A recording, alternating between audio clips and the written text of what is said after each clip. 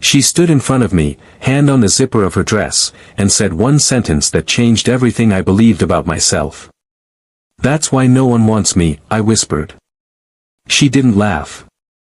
She didn't look away. She just said, "I do. If you think you know where this story is going, you don't. Stay till the end, because the twist in the middle changes everything." Before we start, if you love real, raw stories about love, rejection, and second chances, hit subscribe, because this channel is full of them. Now let's go back to the beginning, 3 months before that night. My name doesn't matter for this story, just call me the guy who stopped believing in himself. 2 years ago, my fiancée left me 2 weeks before our wedding.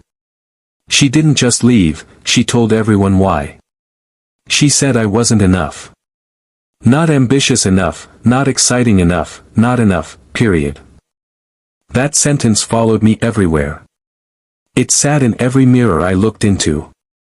So when my roommate Sana moved in, quiet, sharp, always busy with her own life, I didn't expect anything. I didn't want anything. I had convinced myself I wasn't someone people wanted to stay for.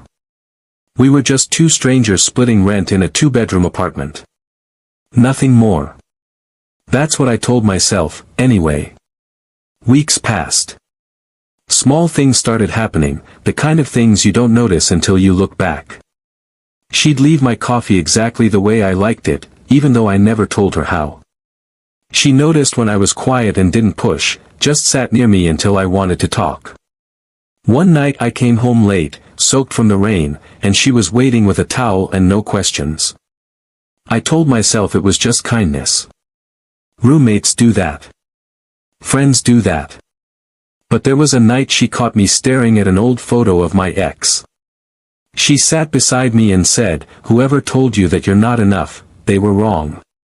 They just didn't know what enough even meant." I didn't answer. I didn't know how to believe her. Here's what I didn't know yet. Sana wasn't just my roommate. She had asked to move in on purpose. Her best friend, my old coworker, had told her about me months before, about how broken I'd become after the breakup. Sana didn't move in by coincidence. She moved in because she wanted to understand the kind of person who could be thrown away so easily, and prove to herself that people don't have to accept the worst thing ever said about them. She never told me this outright.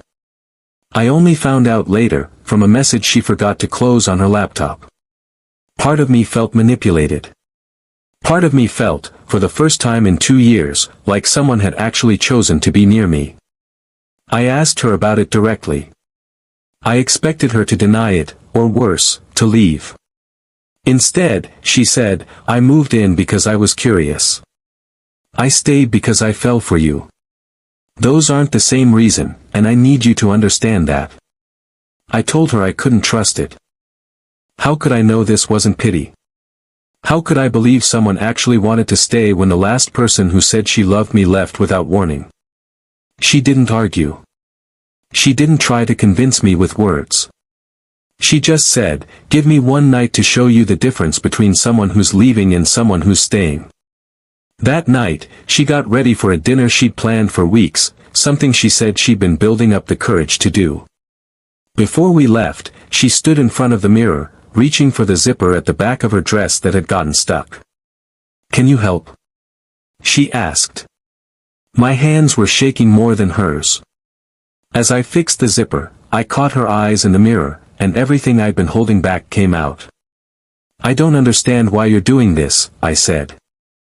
"I don't understand why you choose someone people already decided not to want." She turned around, looked at me steady and unafraid, and said, "That's not a flaw, that's a story someone else wrote about you. I don't have to agree with it." I said the only thing I had left. "That's why no one wants me." She didn't flinch.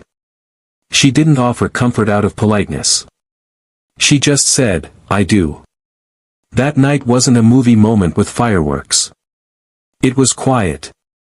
It was 2 people finally being honest instead of guarded. In the months after, we didn't rush anything. We built trust slowly, the kind that isn't broken by one bad day or one insecure thought. She reminded me, again and again, that the sentence that broke me wasn't the truth. It was just one person's opinion, spoken in anger, given far too much power over my life. Today, we're not just roommates.